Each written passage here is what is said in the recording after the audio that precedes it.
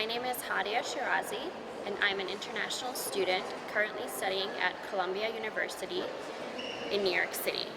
I'm studying sustainability management through the Earth Institute under a program started by Dr. Jeffrey Sachs, who is the UN Secretary General's Special Advisor on the Millennium Development Goals. I am currently a Half the Sky Campus Ambassador, a Girl Rising Ambassador, a World at School Global Youth Ambassador, as well as a One Campaign Campus Ambassador at Columbia University. One of the reasons why I choose to focus my research, writing, and advocacy on women and girls issues is because 50% of the world's population has been left behind for a very long time. And their needs and their rights have been marginalized, not only just by the structures of politics, economics, and society, but they have also been left behind in terms of laws and protections. I'm very interested in working around the empowerment of women and girls.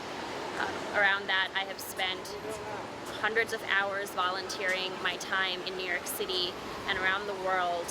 whether it's through after-school programs, tutoring first-generation high school girls, first-generation college students, or working with women who are amongst the poorest of the poor, who are single mothers,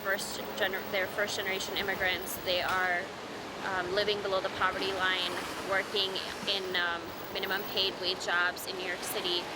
and trying to empower them economically through microfinance, through opportunities, through training,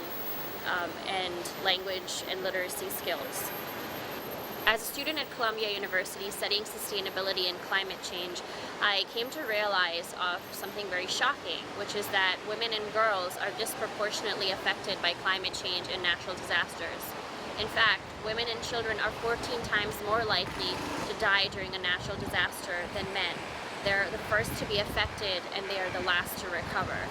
Because of my research findings, I decided to start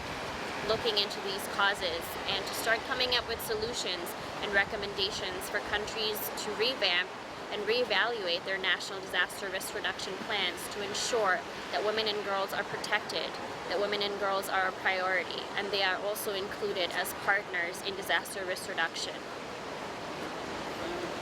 I presented my research findings most recently at the 2015 London Summit of the Commonwealth Youth Climate Change Network Youth Expert Meeting.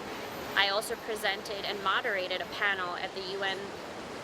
Youth Assembly earlier this summer, where along with a panel of youth advocates, I talked about the importance of youth leaders stepping up within their own communities, bringing awareness to their governments, to their local representatives, to national policymakers of the importance of including the most marginalized and vulnerable groups within their policymaking and implementation efforts.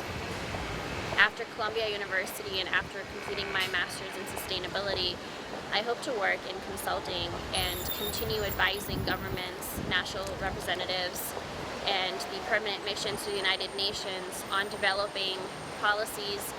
around DRR, which is disaster risk reduction, around sustainability and climate change that are gender sensitive and include 100% of the world's population. Even though I'm fairly busy with school and volunteering and interning, I always make time to give back to my community because I think that that's very important. As the first female in my family to study abroad, to come to the United States when I was just 18 years old, I realized that I have a great responsibility to give back to those who are less fortunate than me. There are over 62 million girls who will never go to school, who have never been to school. And I think that I've been very fortunate that I had a father who was very supportive of my education, who in a country like Pakistan decided to not only encourage me to go to school, but to take part in leadership activities,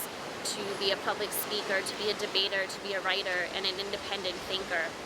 There are millions of girls who don't have these opportunities in the developing world, in the global south. And as someone that was very lucky to have them, I feel a greater responsibility to speak up on their behalf, to represent them as a youth leader and advocate in spaces like the United Nations, to speak up, to represent them,